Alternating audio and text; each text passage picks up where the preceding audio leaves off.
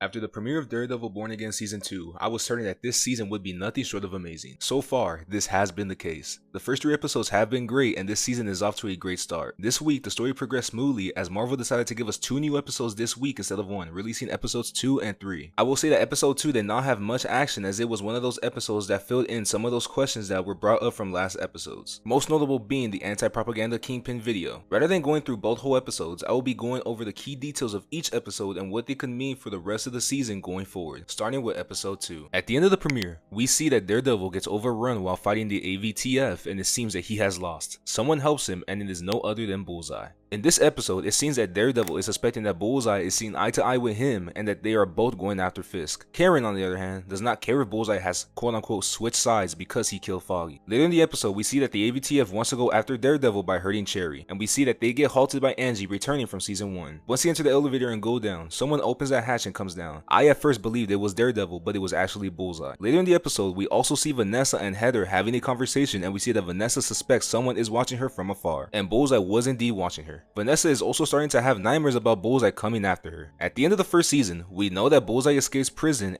and goes to kill Fisk, and he is almost successful until Matt Murdock steps in and takes the bullet for Fisk. We see in the first episode that someone is posting anti-propaganda videos about Fisk to expose what he is doing. Daniel knows about this, and he knows that the leak came from his laptop because no one outside of Fisk's circle is supposed to have that information, and he knows that only BB would be able to get this information. Fisk confronts Daniel and asks about the video and if he is the one who is leaking. Fisk reminds him not to betray him, or that will be the last thing that he ever does. Fisk asks him if he needs to feel to protect anyone in that building. Daniel says, yes, to protect you, sir. This keeps Daniel alive for now. Daniel is looking more and more likely to be killed off this season by Fisk or Buck, as he is confirmed not to return for season 3, and now with this confrontation, he is now on Fisk's list. Daniel invites BB over to work on some stuff and even cooked her dinner. This is all for show, as Daniel really invited her to confront her to see if she is the one leaking information about Fisk. He warns her that not only can she get hurt, but that they both can get hurt if she is the one doing this, and he asks her to please stop if she is indeed the one doing this. After this confrontation, another one of these videos airs, and it is revealed that it is indeed BB that is behind the mask and recording these videos of herself trying to expose Fisk. Fisk will find out about this later in the season without a doubt, and this will most likely cost Daniel his life and will put BB in more danger. Moving on, we see that the AVTF goes back to Ariana's restaurant and she is arrested. This is most likely due to her helping people escape New York. We are then reintroduced to Angela de Toro, who returned from season 1. She is the niece of the White Tiger Hector de Toro from season 1, who was murdered. She is with her Aunt Soledad walking when they decide to grab a snack from a corner store. The teenage boys who are there are up to no good and they are trying to steal a bottle from the store. Soledad confronts the teens and tells them to put the bottle back. This is when the store owner pulls out a shotgun and aims it at the boys, saying that he is tired of them stealing and ruining his store. This is when the AVTF comes in and drags the teen to the ground. Soledad tries to help the teen, stating that he is just a kid, and when she grabs the guard, he arrests her for assault on an officer. There is pure chaos outside as nobody wants the AVTF there. Angela is left alone and ends up going to Kirsten, who is still in the office at work, and Kirsten takes Angela in. Angela asks to see the White Tiger suit, and this could suggest that Angela will become the White Tiger in the future. To end the episode, Karen and Matt are with Josie at the bar as they talk. It is revealed that their hideout is above this bar, as Josie closed the bar after the events of season 1. Karen and Matt are discovered by the AVTF, and Daredevil fights off the guards and tells Josie to get far away from there as possible. Karen takes off on her own and fights off a guard. Daredevil handles the guards and proceeds to look for Karen. Karen finds him and she says she needs to show him something. It is revealed that Karen has captured the guard that she fought off. She says, they are hunting us, it's time we start hunting them. This episode does great things. It establishes that Bullseye is still going after the Fisk and that he is no longer going after Daredevil as it stands. Fisk suspects Daniel of leaking information, and now we know that it is indeed BB that is behind the anti-propaganda videos being made to expose Fisk. Ariana is now arrested and it is unknown if we will see her again in the season, but I believe that we will. Angela is back and they are setting her up to become the next White Tiger. We may even see her attempt to go looking for her aunt and try to save her. Where does Josie go as the bar is no longer safe? Karen and Matt's hideout is now exposed, and what information can they get from the guard that Karen captured? Episode 3 starts directly after episode 2. We see Daredevil and Karen interrogate the guard. The guard says he wants to help them because he doesn't like the AVTF or working for Fisk. He gives them information about Red Hook. They knock him out and leave him outside. We then cut to Heather and see her hyperventilating as she pulls the Muse mask out from her desk, further hinting that she may become the new Muse later in the season. Kirsten and Heather meet outside the courthouse as the vigilante trials are coming up, and Kirsten questions why she is working with Fisk. Heather rebuts and states that all vigilantes are dangerous and need to be punished. Heather also states that Matt was blind and that he lied to them both. Kirsten then leaves and goes to talk with Duquesne, as she will be his defense in the trial. They talk about how there is no evidence against him for his trial, and Duquesne says that that evidence is not needed, Fisk will win. He also tells Kirsten about the time that Fisk tried to get Duquesne to help him and how he refused and ended up captured and locked away there. This is referencing episode 8 from season 1 where we see this very conversation. We then cut and see the victims of Fisk caged up as we also saw at the end of season 1. Matt and Karen have an argument as Karen mentions how she wishes Frame Castle were there to aid them. Matt says that murder is not the way and that this isn't what Foggy would have wanted. Next, the governor confronts Fisk about his use of Red Hook after Karen anonymously sent her the evidence against Fisk about what he is using Red Hook for. Fisk is visibly upset but nothing happened. Next, Buck and Daniel have a friendly convo, then Buck asks Daniel to keep on searching for who was behind the anti-propaganda videos of Fisk. Daniel is visibly worried as he suspects that BB is the one behind this. We see another one of these exact videos as this time the focus is on Fisk imprisoning Duquesne. The vigilante trials start and the judges have already sided with Fisk from the start. Hogbird is able to claim all these things against Duquesne and Kirsten can only watch as her objections always get rejected. Kirsten claims that it is an unfair trial as she only had 2 days to build a defense for Duquesne, as the trial was moved up without her having any knowledge. Kirsten pleads for more time, but the judges are not in her favor and reject. Duquesne is found guilty of all charges and is sent back to Red Hook. Next, at the governor's dinner, Vanessa congratulates Heather on winning the trial and sits her next to Buck. Heather and Buck have a friendly conversation about everyone in the room, and hints of a future romance are hinted at. Matt goes to Kirsten as Daredevil and asks for her help. He asks what she remembers about Red Hook using her senses. With this, Daredevil infiltrates Red Hook using his senses. Daredevil finds the cages that the prisoners are kept in, and with the help of Duquesne, he frees them. Daredevil and Duquesne fight out the guards and help the prisoners escape. Karen is alone as someone runs past her. This turns out to be Angela as she has come to find her aunt. Angela has stolen some gear from the AVTF guards and has an idea. Karen and Angela go to help Daredevil as they are cornered by the AVTF, firing at will. Karen and Angela use an AVTF tanker truck to help load the prisoners as Duquesne drives the truck and helps them escape. Angela goes with them as she slashes the other AVTF truck tires so they cannot pursue. Karen and Daredevil go on their own. Powell informs Fisk about what occurred and Fisk instructs them to blow up the Northern Star with the night crew on board to cover the escape and use that as the story. This week was full of action, specifically episode 3. Both these episodes progress the story well and we are starting to put the pieces together for the rest of the season. We still have more to come during the rest of the season and we are barely starting to touch the tip. We still have Jessica Jones coming later in the season as well as the possibility of Heather becoming Muse and becoming the one she so much hates. BB is putting Daniel and herself in danger by leaking the information with the videos and sooner rather than later this will catch up to her. Mr. Charles did not appear in any of these 2 episodes but he is sure to appear soon. More is to come as this season wraps up. Comment below your thoughts on episode 2 and 3. Will Daniel be killed by Fisk? I'll see you in the next one and as always, God bless all.